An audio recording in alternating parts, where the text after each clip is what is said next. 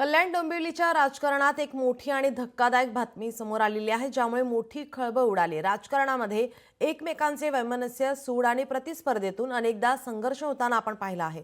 पण आता थेट 4 कोटी रुपयांची सुपारी देऊन हत्येचा कट रचल्याचा गंभीर गुन्हा दाखल झालाय। शिवसेना शिंदे गटाचे कल्याण तालुका प्रमुख तथा माजी नगरसेवक महेश पाटील, त्यांचा मुलगा आणि उपशहर प्रमुख सुजित नलावडे यांच्या हत्येचा कट रचल्याप्रकरणी राष्ट्रवादी काँग्रेस शरदचंद्र पवार गटाचे नेते वंडार पाटील यांच्यासह तिघांविरुद्ध डोंबिवलीच्या विष्णुनगर पोलीस ठाण्यात गुन्हा दाखल करण्यात आलाय। विशेष म्हणजे वंडार पाटील यांच्या मुलाच्या हत्येप्रकरणी महेश पाटील नुकतेच न्यायालयाने त्यांना निर्दोष सोडले होते। याचाच रागातून त्यांनी या सुडाचा कट रचल्याचं समोर आलंय आणि इतकंच नाही तर बदल्यात महेश पाटील यांच्या मुलाला संपवण्याचाही कट होता। सध्या या प्रकरणी विष्णुनगर पोलीस ठाण्यात राष्ट्रवादी शरदचंद्र पवार गटाचे नेते वंडार पाटील यांच्यासह इतर जणांवर या ठिकाणी गुन्हा दाखल झालेला आहे।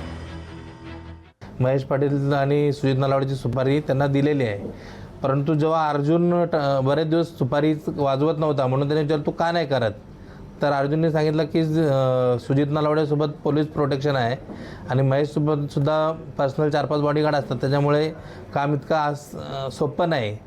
तर त्याने सांगितलं की जर ते नसेल भेटत तर त्याचा मुलगा जो महेश पाटीलचा मुलगा आहे साईश, त्याची मर्डर करा। त्याला सुद्धा कळेल माझ्या मुलाची जशी मर्डर झाली त्याच्या मुलाची मर्डर झाली तर मुलगा गेल्याचं दुःख काय असतं, असं त्याला सांगण्यात आलं।